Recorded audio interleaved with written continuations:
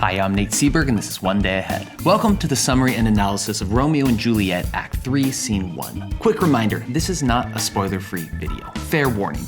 But if you're good to go, then a plague on both your houses, because it's time to dive into Romeo and Juliet, Act 3, Scene 1.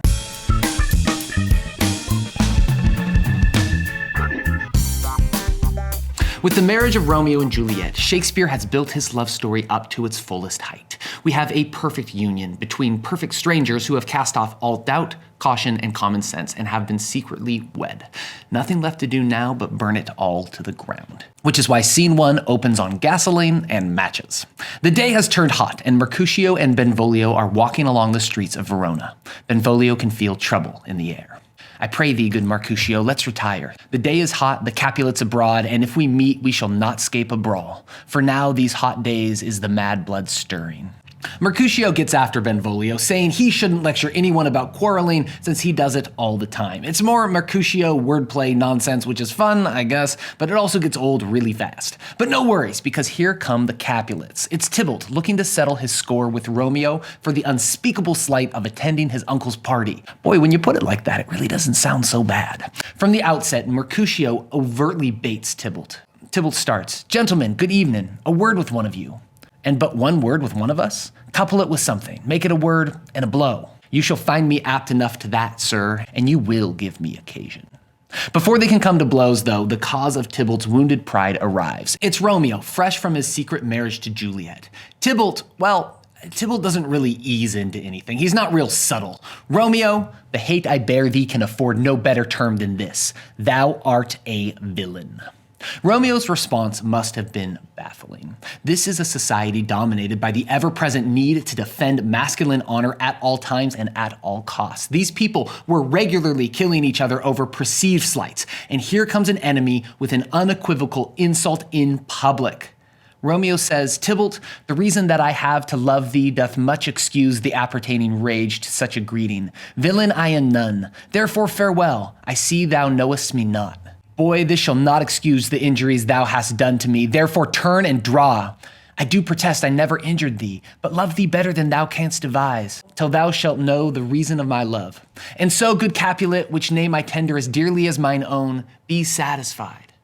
And here, Mercutio's head basically explodes. Oh, calm, dishonorable, vile submission. Mercutio will not stand for this. He draws his sword, swears to take one of Tybalt's 9 lives, and attacks. Romeo and Benvolio struggle to part them, and it's in this chaotic shuffle that Tybalt slips his sword under Romeo's arm and stabs Mercutio.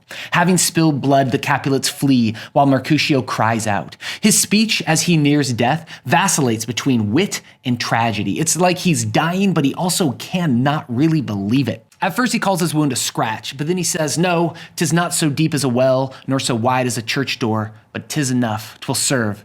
Ask for me tomorrow, and you shall find me a grave man."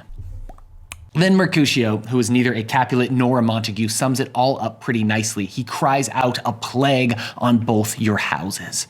Then he turns to Romeo with something else he can't understand. "Why the devil came you between us? I was hurt under your arm." What I'm struck by most of all here is how terrible it must be to die utterly confused. To Mercutio, none of this makes sense. Like why Romeo suddenly allowed this slight on his honor, or why he stepped between them in the first place. This poor guy is still making jokes about Rosaline. He is way, way behind. Benvolio leads Mercutio away so he can go die somewhere else, and Romeo is left alone on stage to wonder how this happened. He's only been married for an hour, but that doesn't stop him from blaming his wife. "O sweet Juliet, thy beauty hath made me effeminate, and in my temper softened valor's steel." Benvolio returns, announces that Mercutio is dead, and then suddenly and quite inexplicably, Tybalt comes back. Maybe he forgot his phone. Romeo, in his grief and consumed with rage, draws his sword and kills his... well, let's see, it's his wife's, mother's, brother's, so his cousin-in-law thing? With Tybalt dead, Romeo cries out, "Oh, I am fortune's fool," before he is whisked away.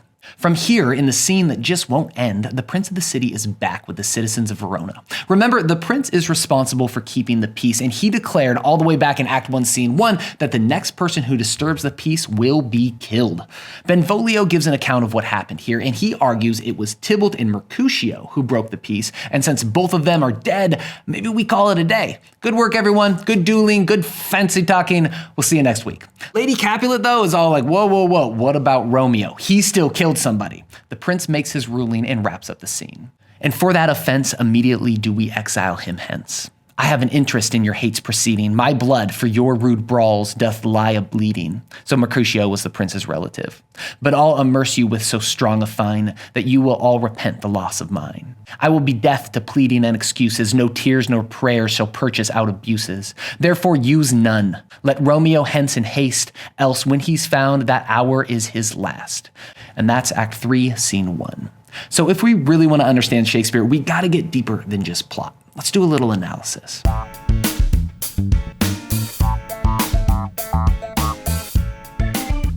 So let's talk about Romeo here, because apparently marriage changes a man. When he strolls onto the stage, no idea where he's going, by the way, he is a new person. He has fully shed his identity as a Montague and adopted a new one. He did warn us though. Act 2, Scene 2, Juliet says, Romeo, doff thy name, and for that name which is no part of thee, take all myself. And Romeo responds, I take thee at thy word. Call me but love, and I'll be new baptized. Henceforth, I never will be Romeo.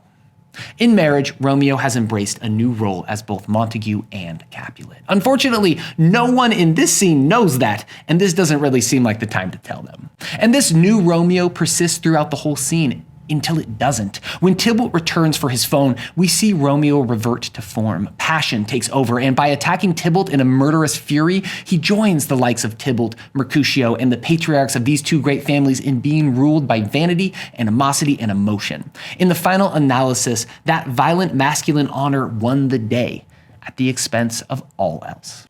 And that's Act 3, Scene 1. Thank you for watching. Next episode, we head to Act 3, Scenes 2 through 4. We'll see you next time on One Day Ahead.